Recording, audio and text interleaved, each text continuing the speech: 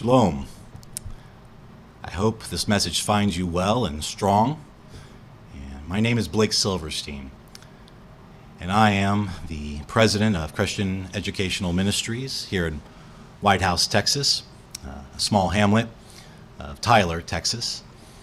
And I'm also a minister for the Church of God International. And I'd like to thank the International Center for World Peace for inviting me again to come speak with you.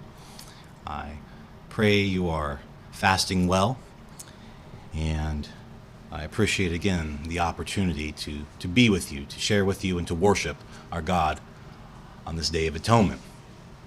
I've had the benefit, in a way, of pre-recording this message, not fasting, and so I feel like maybe there was something that was afforded to me to give this message on this day, where I've given atonement messages before and had the affliction, as it were, and so that I might be able to explore some things with a sense of, let's say, fervor, or maybe a sense of a little bit more mental clarity, while I'm able to be more, have a little bit more snap. And, every year I find that I receive a message, whether it be a phone call or an email, about something very similar to one's inability to keep the fast, and there was some sense of urgency, of God not necessarily being able to honor one's sacrifice or the keeping of this day. And one of these occasions really stands out for me. It was a woman who called recently, and not too long back, maybe about a year or two ago. She was in much distress, clearly had been crying, and the call was transferred to me, and I picked it up, and I asked the young lady if there was something I could help her with, and she expressed through tears and gritted teeth that she was extremely worried that she was not going to be able to honor the Day of Atonement because of her inability to not drink water. And it's been known throughout the churches that it is a condition that if you have to take medication, that there is an acceptable thing that you can do to have a sip of water, to take the pill, which this woman had cancer and had medication that she had to take, and so therefore she had to have a sip of water, and was clearly distressed that God was not going to hear or be able to give her a pass on this thing. And I asked her if she would please turn to Leviticus 23 with me on the phone, and I'm going to ask you to turn to Leviticus 23, verses 26, where we see the prescription of God to Moses about how one is to keep this Day of Atonement. Leviticus 23:26. And as I read with the woman, I said, "And the Lord spoke unto Moses, saying, Also on the 10th day of the 7th month, there shall be a day of atonement." And that word atonement, if you look it up, you can find an indication that you get some understanding of what it means in Numbers 29, verse 7. But we'll steady our hand here and maybe come back to that in a moment. There seems to be a lot of sacrifices that are described in Numbers 29, just a buffet, if you will, of food and drink offerings being made, and must have made it very difficult for those that were atoning, in my mind, seeing all this food and smelling it, and the drink offering being poured out. It really seems to drive the point home when one is depriving themselves of food. "It shall be a holy convocation unto you, and you shall afflict your souls, and offer an offering made by fire unto the Lord." And I asked her, does it say in there that you are to fast? And she said, well, no. And God bless her. She said, well, I guess I can, afflict myself. And I said, well, ma'am, it's of my mind and of my belief that you are already afflicted, that you have a condition that is in some ways probably much more worse than depriving oneself of food and drink for that day. And she went along her way, and I've since called her to correct the error, as it were, because I do believe that it does mean to fast, even though it does not expressly say that. We find other indications in the scriptures that David uses this word interchangeably, afflict and fast interchangeably, maybe highlighting the idea that the words become synonymous in a way that we're almost synonyms, and we really only see it outlined expressly in the Mishnah. It says that you're not to eat or drink or bathe or to have relations, and I think there's a couple of others that are listed with on this day and what it means. But I had this lingering worry that the woman given voice to something that myself and others in my household, and probably many of you and many folks at my congregation have maybe placed too much emphasis on the fast. Now, before you turn this program off, please know I do believe you should fast on the Day of Atonement. But I felt like there was something going on here, that there was a preoccupation with the fast that was overshadowing the beautiful meaning of the day. That when I said the Day of Atonement to people, that their minds immediately went to no food, no water. That they went to surviving and strategizing how they would get through this fast. And they would use things like, well, maybe if we start services a little later, we can sleep in, and maybe if we conclude a little early, we can get home and take a nap. And there was all these strategies that were already being employed even before we embarked on this holy day that took center stage over what was actually going on here. This beautiful, wonderful day that my dad, God rest his soul, said of all the holy days, this was his favorite day. That this day, Yom Kippur, was his favorite. And we kind of scratched our heads, maybe being a bit naive and not understanding that in many ways this is a central theme of our faith. That even secular Jews that I know of keep this day, even though they don't necessarily practice Judaism, that even they keep the Day of Atonement through fasting. And it's what you do, Blake. This is the Day of Atonement. And so I set my mind to figuring out maybe that I had misunderstood something. That there was something to be dug up, to prove this thing to myself, that yes, maybe it wasn't expressly in the scriptures that afflicting one's soul meant to fast, that I needed to find out where the connection came from.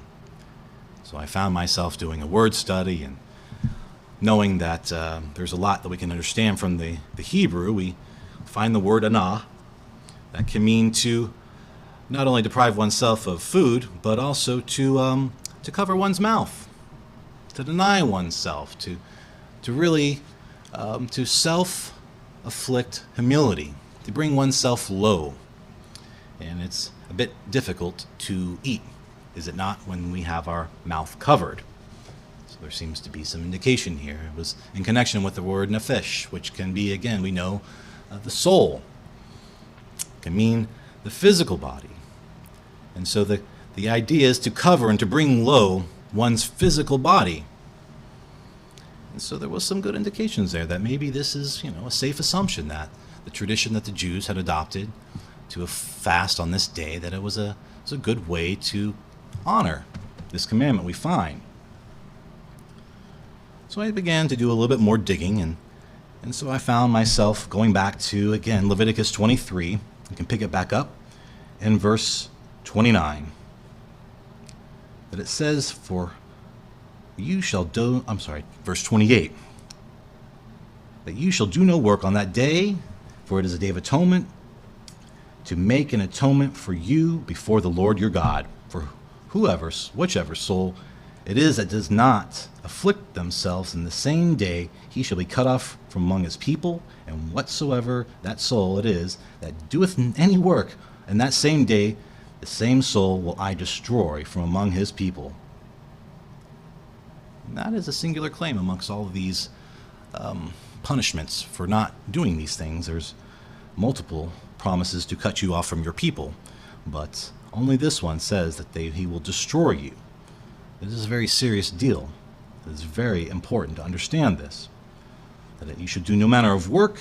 It shall be a statute forever throughout your generations and in all your dwellings.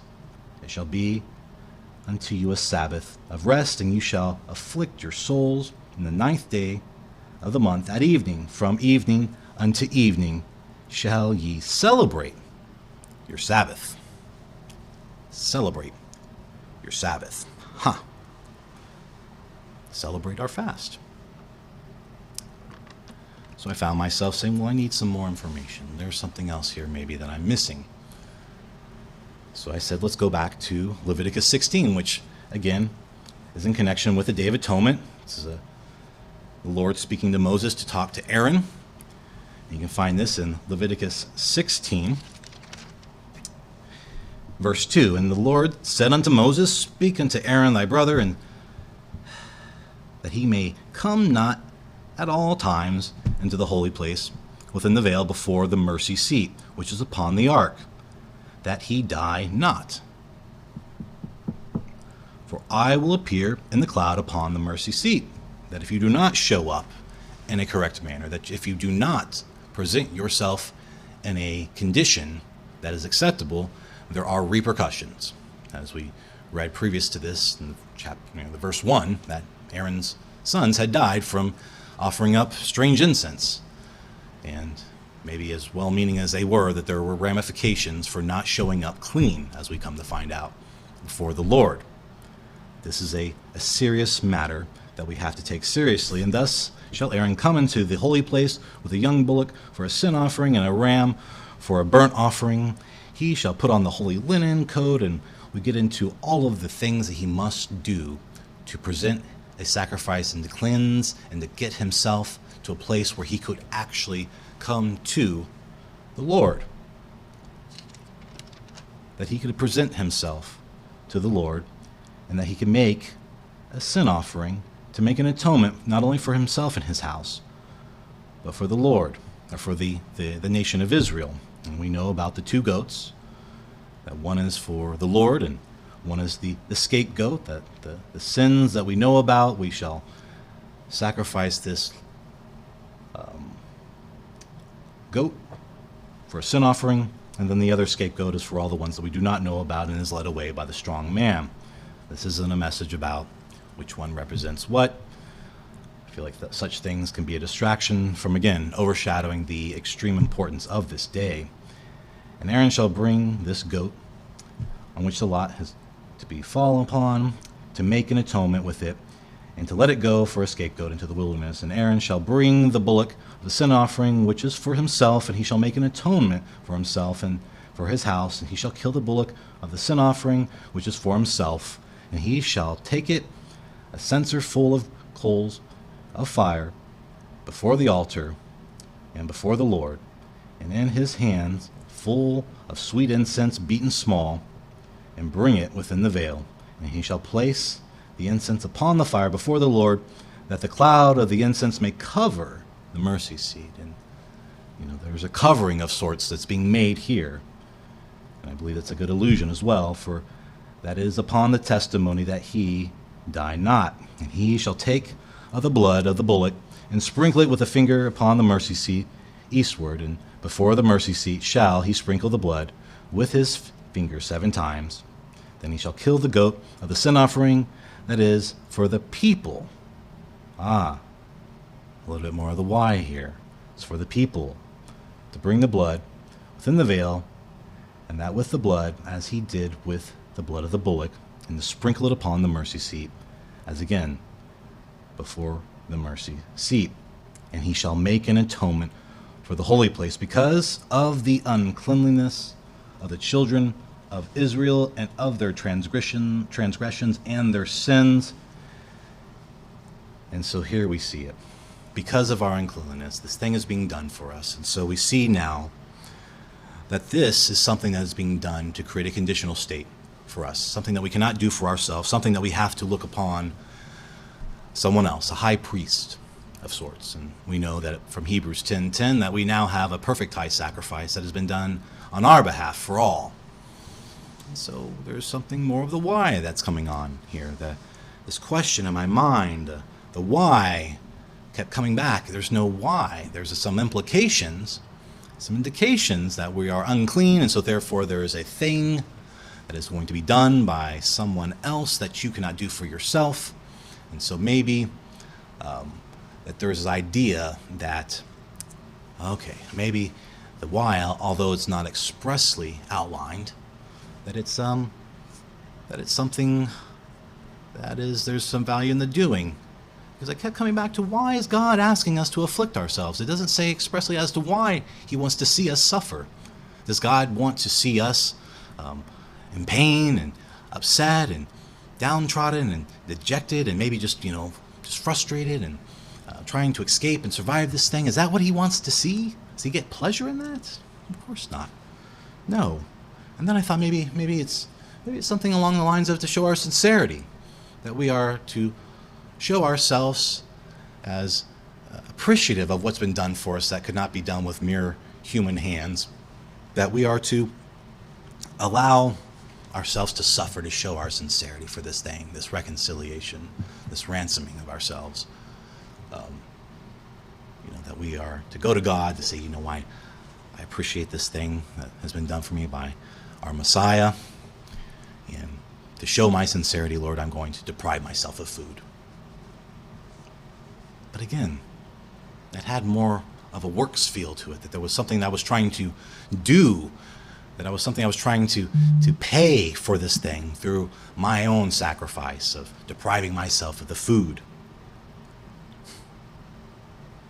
Again, more things that I thought I could do to show there is nothing we can do.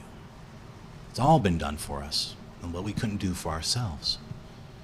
So I found maybe I could find some more clues inside of understanding more about the fast. What is the fast about? Where can we find more information about how one is to fast? We know what Jesus talks about, to wash your face and not let others know that you're fasting on this day like they do. They let everyone know through their groaning and through their complaining, that everyone knows that they must be fasting something fierce, because they are righteous through their this externalized display. And that, don't do that. Make it central, make it sincere, make it about you. And so let's find some more about the fast in Isaiah 58.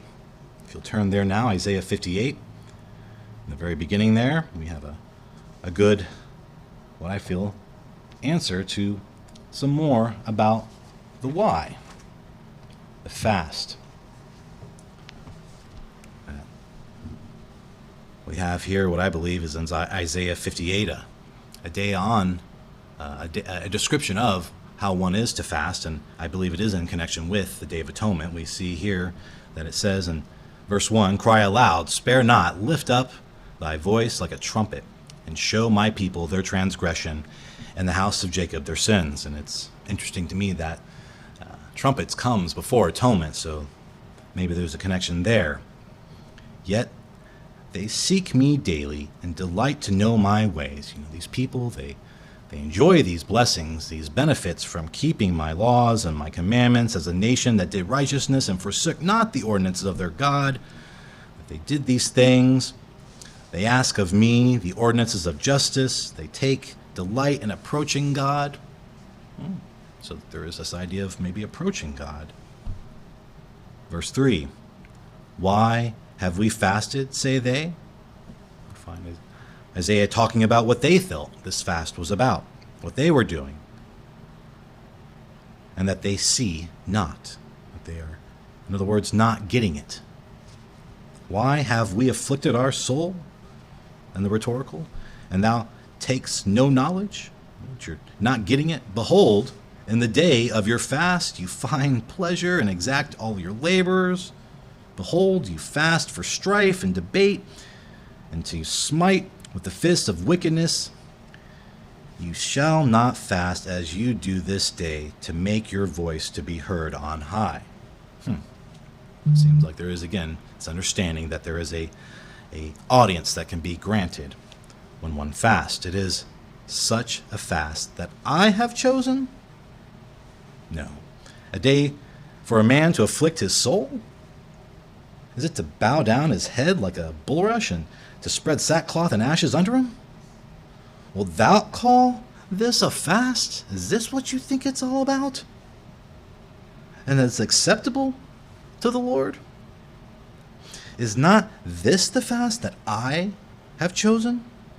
And we see now this is the fast that he has intended. This is the fast to loose the bands of wickedness. Fast is to unstrap some of these things, to clear things away, to clear out the fog and all the static, to undo the heavy burdens and to let the oppressed go free. Let the oppressed go free. So fasting includes setting free people, to break every yoke. Is it not to deal bread to the hungry, and that you should bring the poor that are cast out into your house? When you see the naked, that you cover him? There's much more connection to fasting than just depriving oneself of food and water. That aspect is just a part of it. That there's more to this thing, that it seemed to be acceptable. Not only acceptable, but is as outlined as what you could do, what you should do. I have never heard of anyone or any organization, and maybe I'm just not aware, of doing acts of service in this regard on the Day of Atonement, which I believe this whole chapter is about. And that you hide not yourself from your own flesh, that sacred assembly, a solemn assembly. Then shall the light break forth like the morning, and your health shall spring forth speedily, and your righteousness shall go before you, and the glory of the Lord shall be thy rear guard. If you're here, you're doing this thing in the right manner, the right mindset, with the right items, you will be protected. God has you in that state. Maybe we see now why Jesus is fasting for 40 days in the desert, that we have the protection. That you shall call, and the Lord shall answer. You shall call, he shall answer in this fast. You shall cry, and he shall say, Here I am. If you take away from the midst of the yoke, the putting forth of the finger and the speaking vanity, if you can get over yourself and trying to make it about you and what you want, if you draw out your soul to the hungry and satisfy the afflicted soul, then shall the light rise in obscurity, and your darkness be like the noonday, cleansed. Beautiful imagery. And the Lord shall guide you continually and satisfy your soul in drought, and make fat your bones, and you shall be like a watered garden, beautiful, and a spring of water, whose waters fail not. And they that shall be of thee shall build the old waste places, that shall rise up the foundations of many generations, and you shall be called the repairer of the breach, the restorer of paths to dwell in. If you turn away your foot from the Sabbath, from doing your own pleasure on this holy day, my holy day, and call the Sabbath a delight, atonement, called atonement delight, the holy of the Lord, honorable, and shall honor him, not doing your own things and going your own way, nor finding your own pleasures, nor speaking your own words. Then, the if then shall you delight yourself in the Lord, and I will cause thee to ride upon the high places of the earth, and feed thee with the heritage of Jacob thy father, for the mouth of the Lord hath spoken. So now, it's coming to a little bit more higher resolution for myself. I said, all right, now we can see that the fast, at the very least, includes more elements than just the depriving of oneself of food and water, that there seems to be a loosening of the physical here in this life. There seems to be an audience allowed and afforded to you when you're in this state. That we see Daniel in chapter 9, verse 2 or 3. It's in connection with, I believe it's verse 3. Why have we fasted, say they, that they see us not? Yeah, we can go there now if we want. Daniel, verse 9, verse 3. And I set my face unto the Lord God to seek by prayer and supplication with fasting and sackcloth and ash, that there is a way for him to bring himself low, to self-impose humility. And I prayed unto the Lord my God and made my confession, and said the Lord, the great and awesome God, or also has been rendered the dreadful God, keeping the covenant of and mercy to them that love him and to them that keep his commandments. That he will hear your supplications, it says here, which is earnest prayer. That you will have an ability to be heard, not just individually, by the way. This is another thing that's not very much, dwelled upon, maybe, as much as I would hope, that it is a communal thing, that we come before. We see this with the nation of Israel. They come before the high priest as a community, and that there is an understanding, at least in some of the traditions of the Jews, to make an opportunity on this Day of Atonement to make reconciliation between themselves, that they are to put aside their grievances, to remove those grievances, to overcome those things, to do away with them.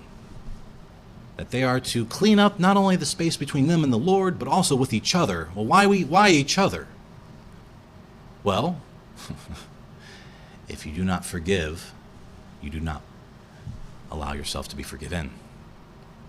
And so you would still be unclean if you still had this thing against your brother, which we see in the scriptures say that if you have this thing against your brother and you go to make this offering at the temple to the Lord, no. First go take care of the brethren. Go first clean up the space between each other, because when you come before me, you're going to be unclean. You will be in an unsatisfactory state. And so now there's some things that are starting to come up, that there is a communal aspect to this thing, that we are now to take pride and so to speak, take it seriously, that we are now as a community getting ourselves in the right state of mind, that we are afflicting our souls, that we are denying ourselves, that we're bringing ourselves low together to clean our space up, or to allow our space to be cleaned, as it were, because there's nothing we can do. That we are, in a way, preparing ourselves. I thought about its relationship into its placement in right before the Feast of Tabernacles, which depicts the millennium, that we have ourselves as a bride being made ready, that we are cleaning up ourselves for our husband that is to come, such that we may be found acceptable to go into that millennium with him. And so now there's this beautiful emergence of a space being held together, that we are cleaning ourselves up or washing our face. We don't let everyone else see our groanings. We're not surviving this day, and we are together. There's something about fasting together with those that are around you in a winsome way that is nice. It's encouraging to share these things with one another, that we know without even saying a word where each other is, maybe in a way. We understand it. We see it. That we're not taken out. We're not groaning and complaining and in a complete wrong mindset, which is, for me, maybe there's some kind of thing behind that we don't fast more, that this fast takes us out, so to speak, because we only do it once a year. So maybe if we did it more often, we wouldn't have so much punch to it. It's a thought that I've had. Maybe there's something behind that as well. But that we come together, we allow ourselves to fast well with one another, and there's, again, a sense of solidarity. And that is a beautiful thing, to be made ready for our soon coming King. That we are forgiving each other, such that we may take serious this idea that if we do not forgive, we will not be forgiven. So to be in the fast, in the right state of mind, without trying to get somewhere, without trying to survive, but allowing oneself to feel the pain, the separation that we feel, that we are unclean. That only by and through his sacrifice, the one and only sacrifice that could truly reconcile all of mankind, one and done, that there is where we should be. That we should have a sense that we are up to something bigger, that we allow for that pain to see something from it, just to notice it, not try to get anywhere, to feel that lack, to feel that separation, and to embody in a way that we are not physical, that we will slough off this physical and we will put on spiritual bodies. That we not just say those words, but we embody that through this act. That there is not just confessing it with our lips, but proving it through the way that we adopt the fast, that we allow ourselves to show this through our actions, our behavior, that we are going to soon rely wholly upon the spiritual. We will be in the spiritual. And so to develop a taste, so to speak, for, again, removing this physical from our space. And with that understanding, I felt my mind being pulled towards the story of the prodigal son. I had enjoyed the parable for multiple reasons. One, not with standing, is that it is a great example to show people how we are very much trying to project our values, our understanding, our Western understanding of these things onto the text because of the things that we focus on, the things that we do not pick up on. And one of the things that I like to point out is to ask people that very well know this parable and know it very well, and I ask them, what is the reason why the young man goes back to his father? And they say, they come to say, well, because he was hungry. Well, why was he hungry? They say something like, well, because he had spent all of his money. He had squandered it all. And they totally gloss over and never really pick up on the fact that it was actually a famine that rose up in the land. And because of our lack of experience with dealing with famines, like other countries and other societies, and it was very common for Middle Eastern people to deal with, that would be a detail that they would pick up on. So it's interesting to notice what we gloss over, what we focus on versus what we don't pick up on because of just our values. And so we got to continue to be very careful about how we read these scriptures, because we are Western individuals reading a Middle Eastern book. It was written to Middle Eastern peoples, so to take care with the book. But I would like to conclude with a reading of the parable of the prodigal son, with all of this in mind, about atonement. You can find it in verse 11, Luke chapter 15, verse 11.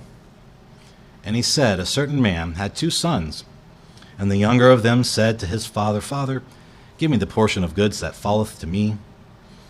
And he divided them up into his living. You're dead to me, Father. Give me my money. Give me what's owed to me. You might as well be dead to me. Don't care. Just give it to me. And not many days thereafter, the young man gathered all of his items together, and he took his journey into a far country. And there he wasted his substance on what? Riotous living. Say it ain't so. And in a way, have we not all had a sense of that we've taken what's been given to us? And maybe, speaking for myself here, that I had a similar experience of squandering this thing, to not appreciating what had been given to me, that what was hoped for of me, and that that I had squandered it on riotous living, let's say, and become unclean, thinking I knew better, thinking I knew what it was all about. Young vanity and all that. And when he had spent all, there arose a mighty famine in that land, and they began to be in want. And it's interesting that a famine would be a forced fast of sorts, would it not? That it would be, in a way, a fast that had been foisted upon you. That maybe, in a way, a fast is out there waiting, whether you face it for yourself, at your own volition, of your own choice, or it'll come, at you point blank, we could say, that it is out there and it is coming. And to become familiar with the way to handle these things, to handle the lack, to handle the non-physical. And he went and he joined himself to a citizen of that country, that world, this world as it were, probably, and he sent him into his fields to feed swine. He had made himself into connection. He had identified himself. His identity was now in this land, so to speak. They become a part of this world even more so, and now he's what? He's tending to animals that are considered to be the most unclean of all the animals, the embodiment of uncleanliness.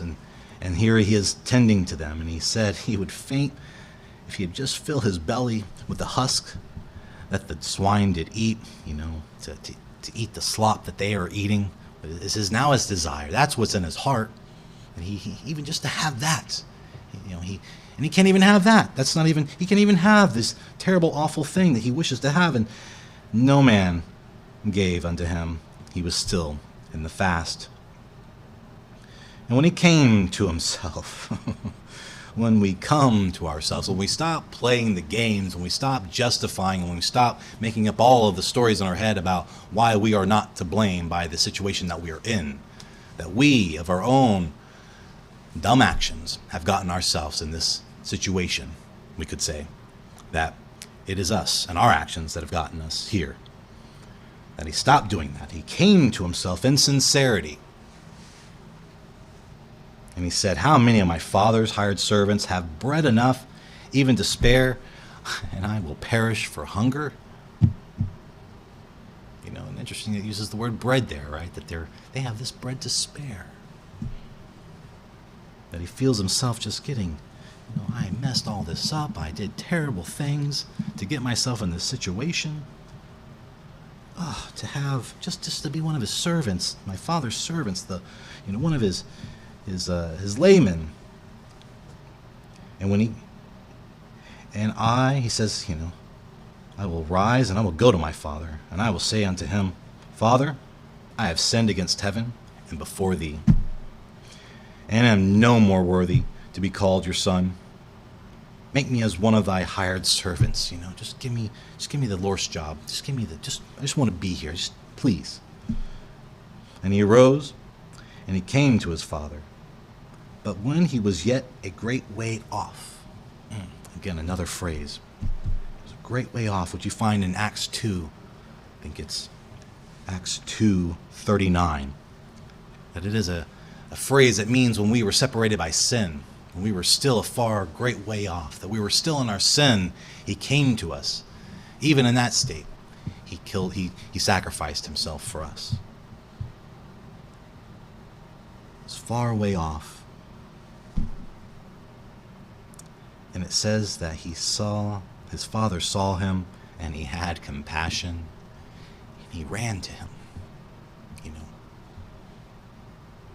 That he expediently ran to him, just as he came to his father, kind of sauntering along, where he runs to us.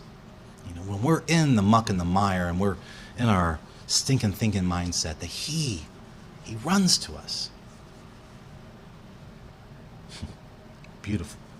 And it says that he fell upon his neck and kissed him. And it gives me this idea that, he's walking along with his head down, downtrodden, dejected, groaning, suffering, surviving the fast, right? Still in that incorrect mindset, maybe. Maybe I'm projecting onto the text here a little. But that he falls on his neck, right? Because he's got his head down. He falls on his neck and kisses him, and the son says, he looks up to him, still downtrodden and still in that state of mind.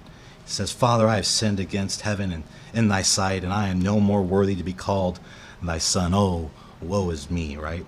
Poor and pitiful. But the father said to his servants, "Bring forth the best robe and put it on him, and put a ring on his hand and the shoes on his feet, and bring the fatted calf and kill it." Fatted calf. "And let us eat and be merry." And if you've read much of the scriptures, you know there's very little in the way of merriment and happiness. Those are fleeting.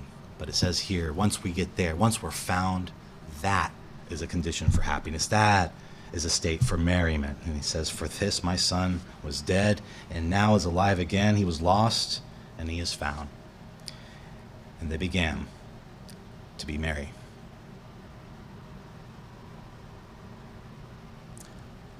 Can we be merry?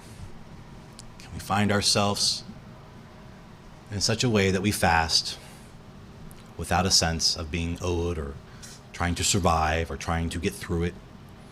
To allow ourselves to see that there's many aspects of fasting, that we see Daniel fasting in a way that is just depriving himself of choice bread, that there's a subjectivity to it, in a sense.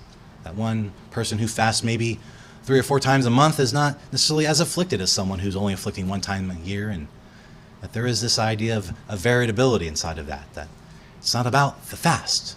It is about what it creates in us, that there's this loosening of things, temptations, sin, the physical, that it is disjoining us from all of the physical, that it is a thing that we can do to become reconciled not only to God, but also to our brothers and our sisters in the ecclesia that are coming together in a correct mindset to be made clean as a bride for God Almighty, to be made clean for a bride for Jesus Christ, to go into that millennium, to again see that how we keep the fast is so important, that it is needed.